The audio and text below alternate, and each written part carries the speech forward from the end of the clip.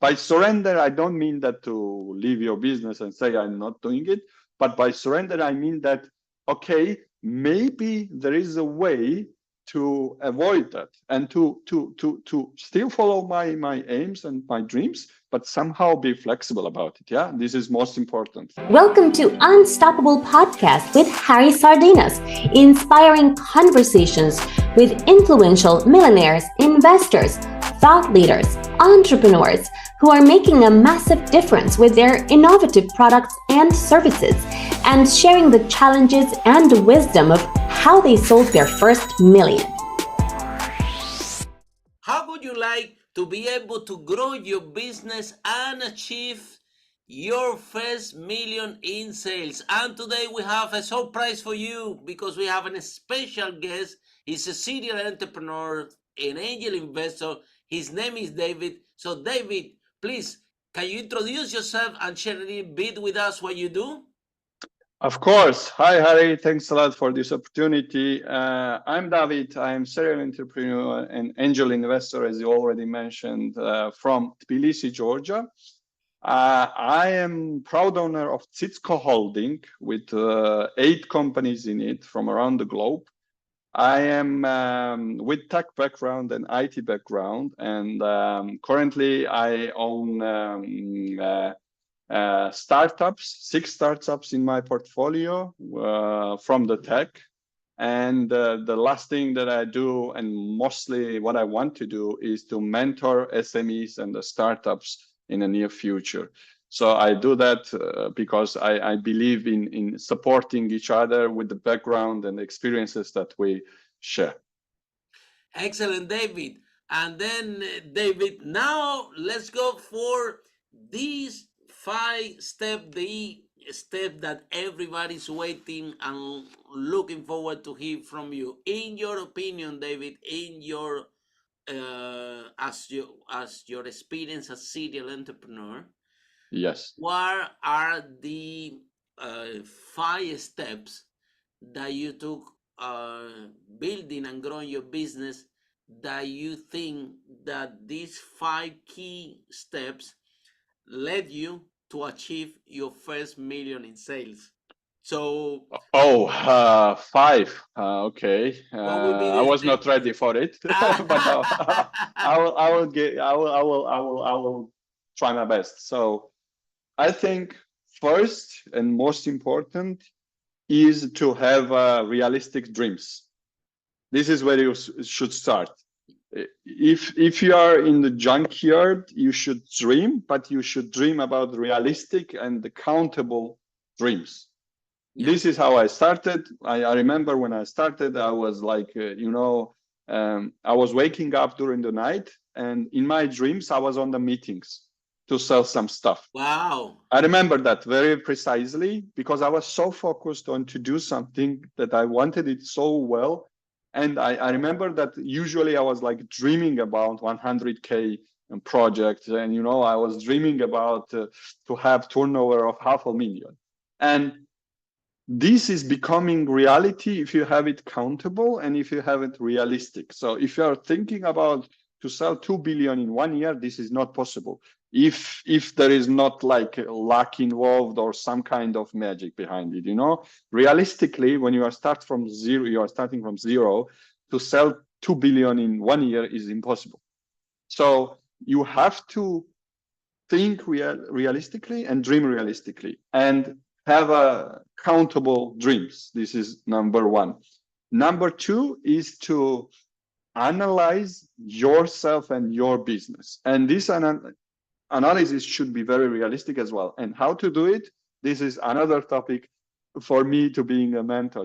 How to do it, how to analyze your business from the objective perspectives. And for that, you need to say, okay, what are my strengths? What are the strengths of the team? What are my weaknesses? How can I improve my weaknesses? But this should be very objectively analyzed. And then the next step is to be, to be like a water, not to be like a brick, but to be like a water, because the most important skill, flexibility. For me was that, in in case we faced something very strong in front of us, people, and mainly my colleagues and the mentors and the coaches, they say you need to drill the hole in the in the concrete wall in order to achieve the success. Yeah, but this is old school. This is, you need to be flexible, guys. You need to be flexible. If you You see can that go there is, around the world, right? because okay, if you have 2 million on your bank account and you know how to, I don't know, drill, or you buy the drill or how to drill it, yes. But if you have zero, If or you don't if you have, have 10K, you have to be flexible. Yeah. So by flexibility, I mean that you need to know when to stop and when to not stop, when to surrender and when to not surrender. Yeah. By surrender, I don't mean that to leave your business and say I'm not doing it, but by surrender, I mean that, okay, maybe there is a way to avoid that and to still follow my aims and my dreams, but somehow be flexible about it. Yeah, this is most important. Third one that I learned based on my experience. Fourth one, when you are becoming big, you don't change your mindset dramatically. You don't change your mindset on the level of the product or on the level. You need to follow what you started, because the mission and the vision and everything never changes of the company. Because I mean, never changes relatively. I don't mean that by time it changes, by the ages, by different lives we live, but most importantly, this product vision that you have, or service vision, or something that you are selling, should stay same level. And what I mean by that, I can tell you by example. If you invented, or if you have glass, or if you have some software, yeah, and you have certain clients, you need to analyze those clients. Why are they buying your product? Yeah. And by analyzing is very easy. You just ask them, okay, why are you buying that? What's your, motivation to buy it? And based on that result that you will get, you need to always think growing same way. What I mean by same way, same kind of people is gonna buy your product if you have same product on the bigger scale. So you will not have like a variety of the different clients who want to buy your product. Yeah. So I say, don't change your mindset based on the growth dramatically. You should adjust. You should think differently when you're growing, but you should not, change it very much. And the last one for me, I would say, is to stay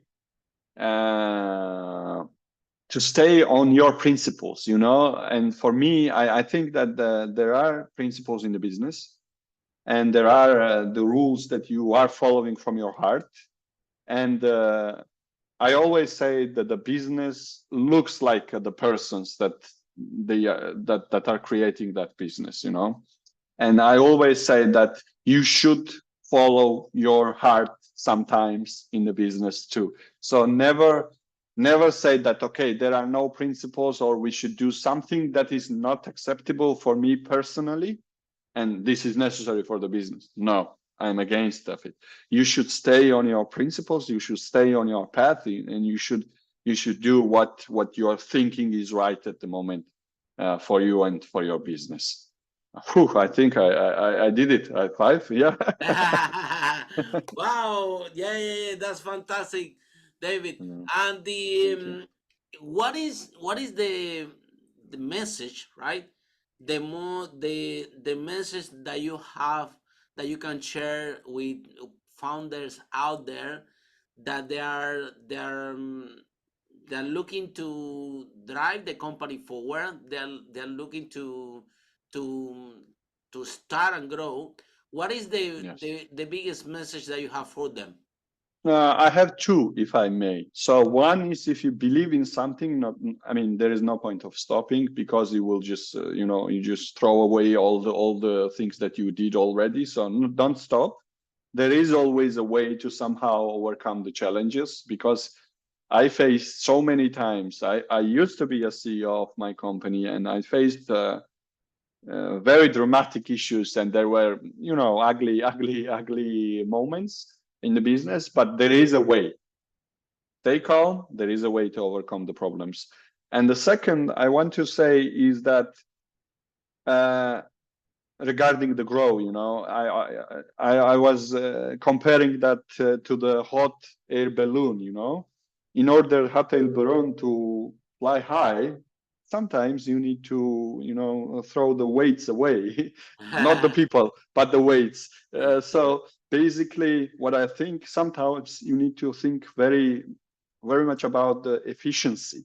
So because I have a friend who has the company which is selling 130 million a year, and he's employing 13 people full time, or 14 people. So when he told me that, I did not knew. Yeah, that's amazing. A lot of efficiency, right? Yeah, and when he told me, I said, "Man, you are efficient," because I mean, it's a very rare when you find such a small team. Of course, they have the contractors, and they employ much more, but full time they employ only 14 people. So this is the efficiency, and this is the grow, and they grow. So they sold last year, I think, 80 million. Mm-hmm. And next year they sold like 130, which is like huge growth, 50 million. It's almost double. And with 14 people. So I said, guys, I mean, that's the efficiency. That's the way it works. Not like hiring 80 software developers and burning like investors' money for 3 years. No, this is not, I mean, yeah, okay, you can do something with it, but efficiency is the key. And especially when you're growing, because I have the businesses that are in very big growing phases on the larger scale, and we see the same. We see there that 1%, 2%, 3% is changing the game. And 3% is not a lot, but on the scale of 130 million, 3% is a lot. It's a couple of millions. So these two messages, I would say, is the most important that I want to share with the world now. Follow us for more interviews with the world's most influential, audacious entrepreneurs that overcame challenges and adversity, providing you with the blueprint of how they sold their first million so you can grow your business exponentially.